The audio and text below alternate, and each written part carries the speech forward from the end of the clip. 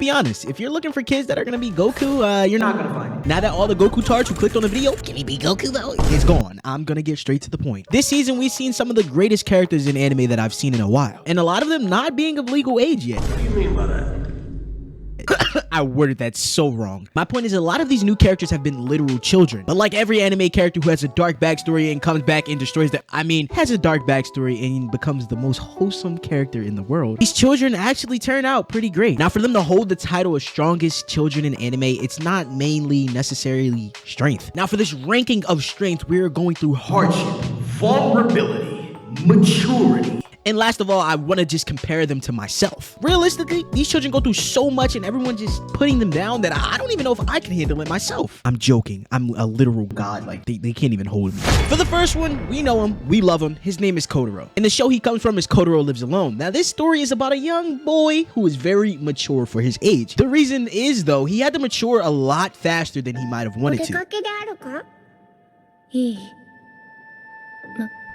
Because boy, oh boy, if you didn't know about the title, he lives alone. Who knew children could be so inspiring? He's literally the foundation, the embodiment of what being mature really means. I've been waiting for this moment to reveal you guys his age. This man is doing better than me and I'm 19 years old. Bro is 4 years old, living by himself. This got me questioning, like, why I didn't move out when I was 4? That's besides the fact. When we first meet Kotaro, we realize that he's moving in by himself and he wants to buy a little gift for his little neighbors. There are a lot of evildoers and a lot of people who prey on children. It's so good. But honestly, these neighbors that Kotaro has is really, really nice. I guess you could call this a little family. Now, when he hands out all these tissues, Kotaro is depicted as a little sweetheart, but everyone has their dark little backstory. If you wish to continue this video, be wary that this video might contain some spoilers, or you know what? I am going to spoil you.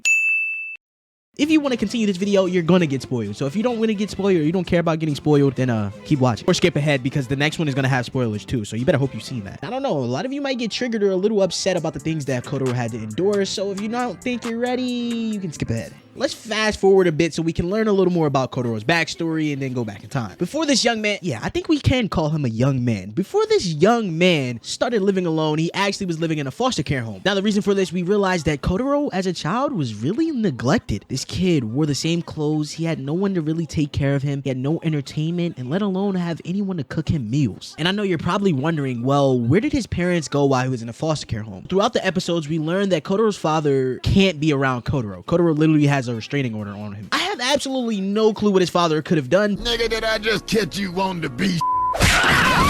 But his father was looking for him. Now, the mother that Kotaro speaks so highly of, actually keep this a secret because Kotaro doesn't even know this yet. His mom is actually deceased, and I guess she saved up enough money that Kotaro gets an amount of money all the time. That's how he is able to afford to live alone. Now, we got a little ahead of ourselves, so let's backtrack a bit. Before living alone, before the foster home, Kotaro, who knows? I guess he lived in an apartment, and I'm guessing it was with his mother and father, but his father, I have no clue. The story just doesn't explain that much. In the flashbacks that we do see, the mother really just doesn't like Kotaro. Anytime she feels like she has to touch him, she has to wear gloves. There's a scene in particular that hits me so much and so deeply. Now, this flashback comes when Kotaro thinks about his father and what his father told him about love. On one rainy day, Kotaro and his father were walking and his father was holding the umbrella. Now, we all know sometimes the umbrella is not big enough for two. Guess what? I don't have to test that theory because it's only me holding the umbrella. You know what I'm saying? You know what? Hashtag single life in the comment section. But anywho, Kotaro's father was holding the umbrella, but he was holding it more over Kotaro. That's when Kotaro realizes that his father's shoulder is getting wet, and I guess he questioned it. I don't know exactly what Kotaro's pop said, but I'm basically going to paraphrase it. So son, this shows a symbol of sacrifice. If you love someone, you will allow yourself to get wet, so you make sure the person you love doesn't get wet. Pause, because I know a lot of you gonna be like, oh, you're sus. So back to it, we also get another flashback where Kotaro's mother was holding the umbrella. Now, unlike the father, where the father's shoulder was getting wet, this time the mother was holding it more over her, and Kotaro was the one getting wet. This just goes to show that the mother just really doesn't care. Or does she? Because honestly, Kotaro is getting her money right now. We're just gonna have to wait till season 2 to tell. But I'm not done yet. I got a couple more points to hit. Keep in mind how I said Kotaro as a child was neglected. This next topic honestly makes me upset. I'm literally tearing up right now. now. I love Kotaro so much, and he means a lot to me as an anime character. This show makes you care about a character you actually have never met, and this next piece of information honestly broke me, and it might break you. If we go back to about 2 minutes ago, I told you guys how Kotaro bought tissues for his neighbors. While picking them out, he looks for a certain brand, and he says how soft and sweet they are. After only watching it one time, a person may overlook the things that he said. It makes the tissue sweet.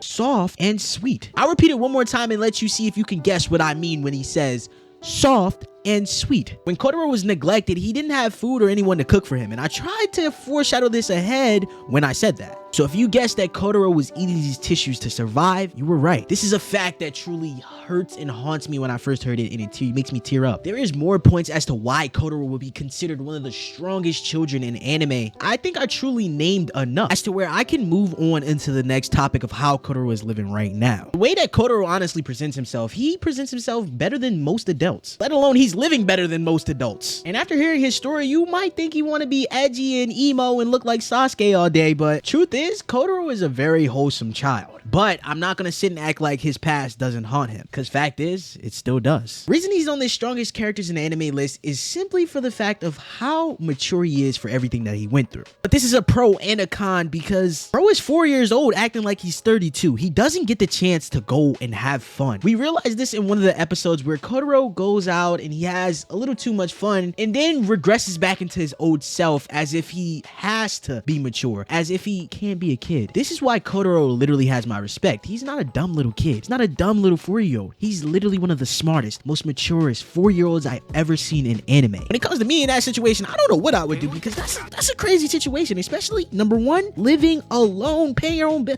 Like, this man does it all by himself. Now, there's a couple things he doesn't do by himself, and he needs help from his neighbors, but I'm gonna leave that to you and watching the show for yourself. If you went on to enjoy today's video and you guys want this to be a series, make sure to like and subscribe, because I already have a character that I want to do next, as well as send recommendations of some of your strongest children you think are the strongest in anime. They can be whatever you think strength means to you. I'ma head out. I hope you guys enjoyed today's video, and I'll catch you on the next one. Trying to get with you.